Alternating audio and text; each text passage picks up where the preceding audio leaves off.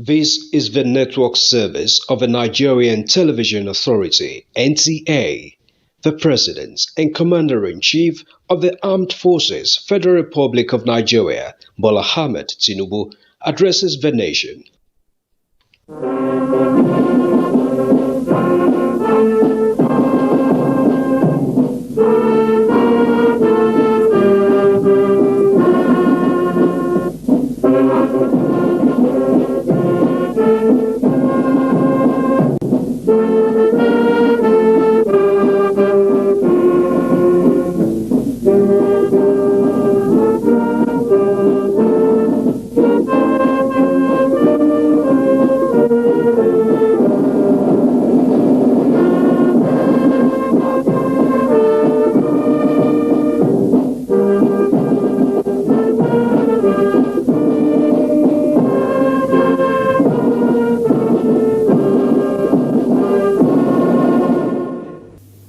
My fellow citizens, I want to talk to you about our economy. It is important that you understand the reasons for the policy measures I've taken to combat the serious economic challenges this nation had long faced. I'm not going to talk in difficult terms by dwelling on economic jargon and concepts. I will speak in plain, clear language so that you know where I stand. More importantly, so that you see and hopefully will share my vision regarding the journey to a better, more productive economy for our beloved country. For several years, I have consistently maintained the position that the fuel subsidy had to go. This once beneficial measure had outlived its usefulness. The subsidy cost us trillions of naira yearly, such as a vast sum of money would have been better spent on public transportation, health care, school, housing, and even national security. Instead, it was being funneled into the deep pocket and lavish bank account of a selected group of individuals. This group had amassed so much wealth and power that they became a serious threat to the fairness of our economy and the integrity of our democratic governance. To be blunt, Nigeria could never become the society it was intended to be as long as such small, powerful, yet unelected groups hold enormous influence over our political economy and the institutions that govern it. The whims of the few should never hold dominant sway over the hopes and aspirations of the many. If we are to be a democracy, the people and not the power of money must be sovereign. The preceding administration saw this looming danger as well. Indeed, it made no provision in the 2023 appropriation for subsidy after June this year. Removal of this once helpful device that had transformed into a millstone around the country's neck had become inevitable. Also, the multiple exchange rate, the system that had been established became nothing but a highway of currency speculation. It diverted money that should have been used to create jobs, build factories, and businesses for millions of people. Our national wealth was doled out on favorable terms to a handful of people who had been made filthy rich simply by moving money from one hand to another. This too was extremely unfair and is not acceptable. It's also compounded the threat that the illicit and mass accumulation of money pose to the future of our democratic system and its economy.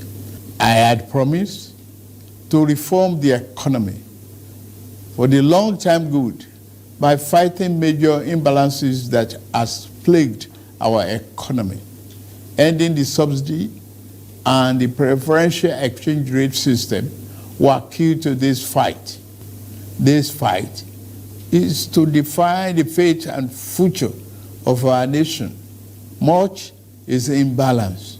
Thus, the effect in our economy immensely profited a tiny elite, the elite of the elite, you might call them. As we move to fight the flaws in the economy, the people who grow rich from them predictably will fight back through every means necessary. But we are ready. Our economy is going through a tough patch, and you are being hurt by it, I know. The cost of fuel has gone up. Food and other prices have followed it. Households and businesses struggling. Things seem anxious and uncertain. I understand the hardship you face. I wish there were other ways, but there is not. If there were, I would have taken that route, as I came here to help, not to hurt the people and the nation that I love so dearly. What I can offer in the immediate is to reduce the burden of current economic situation, which has imposed on all of us, most especially on businesses, the working class, and most vulnerable among us. Already, the federal government is working closely with states and local governments to implement interventions that will cushion the pains of our people across socio-economic brackets. Earlier this month, I signed 4 executive orders in keeping with my electoral promise to address unfriendly fiscal policies and multiple taxes that are stifling the business environment. These executive orders on suspension and deferred commencement of some taxes will provide the necessary buffers and headroom to businesses in manufacturing sector to continue to thrive and expand. To strengthen the manufacturing sector, increase its capacity to expand and create good paying jobs, we are going to spend $75 billion between July 2023 and March 2024.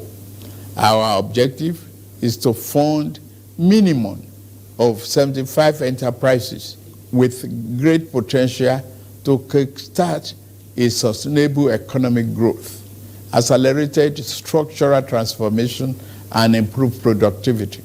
Each of these 75 manufacturing enterprises will be able to access 1 billion credit at a maximum of 9% per annum, with maximum of 60 months repayment for long-term loans and 12 months for working capital. Our administration recognizes the importance of micro, small, and medium-sized enterprises and the informal sector as the drivers of growth. We are going to energize this important sector with $125 billion. Out of the sum, we will spend $50 billion conditional grant to 1 million nano businesses between now and March 24. Our target is to give a minimum of 50,000 each to 1,300 nano businesses owners in each of the 774 local governments across the country. Ultimately, this program will further drive financial inclusion by onboarding beneficiaries into the formal banking system. In like manner, we will fund 100,000 MSMEs and startups with $75 billion. Under this scheme, each enterprise promoter will be able to get between 500,000 and 1 million at the maximum 9% interest per annum, and repayment period of 36 months. To further ensure that food prices and the items remain affordable, we have had a multi-stakeholder engagement with various farmers and associations and the operators within the agricultural value chain. In short and in immediate terms, we will ensure stable food are available and affordable. To this end, I have ordered release of 200,000 metric tons of grains from strategic reserves to households across the 36 states and FCT to moderate prices. We are also providing 225,000 metric tons of fertilizer, seeding, and other inputs to farmers who are committed to our food security agenda. Our plan to support cultivation of 500,000 hectares of farmland and all year-round farming practice remain on course. To be specific, 200 billion out of the 500 billion approved by the National Assembly will be disbursed as follows. Our administration will invest 50 billion each to cultivate 150,000 hectares of rice and maize. 50 billion each will also be earmarked to cultivate 100,000 hectares of wheat and cassava. This expansive agricultural program will be implemented targeting small farm holders and leveraging large-scale private sector players in the agri-business with strong performance record. In this regard, the expertise of developed financial institutions, commercial banks, and microfinance banks will be tapped to develop a viable and appropriate transaction structure for all stakeholders. Fellow Nigerians, I made a solemn pledge to work for you, how to improve your welfare and living conditions. It's of paramount importance to me, and it is the only thing that keeps me up day and night. It is in the light of this that I approved the infrastructure support for the states. This new infrastructure fund will enable states to intervene, to invest and reinvest in critical areas and bring relief to many of the pain points, as well as revamp our decaying healthcare and educational infrastructure. The fund will also bring improvement to rural access roads to ease the evacuation of farm produce to markets. With the fund, our state will become more competitive and on a stronger financial footing to deliver economic prosperity to Nigerians. Part of our program is to roll out buses across state and local government for mass transit at a much more affordable rate. We have made provision to invest 100 billion between now and March 2024 to acquire minimum of 3,000 units of 20-seater CNG fuel buses. These buses will be shared to major transportation companies in the state using the intensity of travel per capita.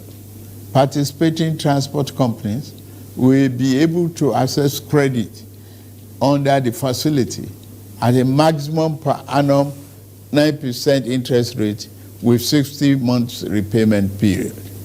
And then, in the same vein, we are also working in a collaboration with the labor unions to introduce a new national minimum wage for workers. I want to tell you, our workers, that this, your salary review is coming. Once we agree on the minimum wage and general upward review, we will make budget provision for it for immediate implementation.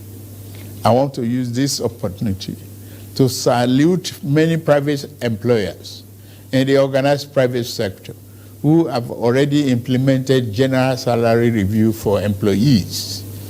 Fellow Nigerians, this period may be hard on us, and there is no doubt that it's tough on us. But I urge you all to look beyond the present temporary pains and aim at the larger picture. All our good and helpful plans are in the works. More importantly, I know that they will work. Sadly, there was an unavoidable lag between subsidy removal and these plans coming fully online. However, we are swiftly closing the time gap. I plead with you, please have faith in our ability to deliver and in our concern for your well-being. We will get out of this turbulence, and due to the measures we have taken, Nigeria will be better equipped and able to take advantage of the future that awaits her. And in a little over 2 months, we have saved over 1 trillion naira that would have been squandered on the unproductive fuel subsidy, which only benefited smugglers and fraudsters. That money will now be used more directly and more beneficially for you and your families. For example, we shall fulfill our promise to make education more affordable to all and provide loans to higher education students who may need them. No Nigerian student will have to abandon higher education because of lack of money. Our commitment is to promote the greatest good for the greatest number of our people. On principle, we shall never falter. We are also monitoring the effect of exchange rate and inflation on gasoline prices. If and when necessary, we will intervene. I assure you, my fellow countrymen and women, that we are exiting the darkness to enter a new and glorious dawn.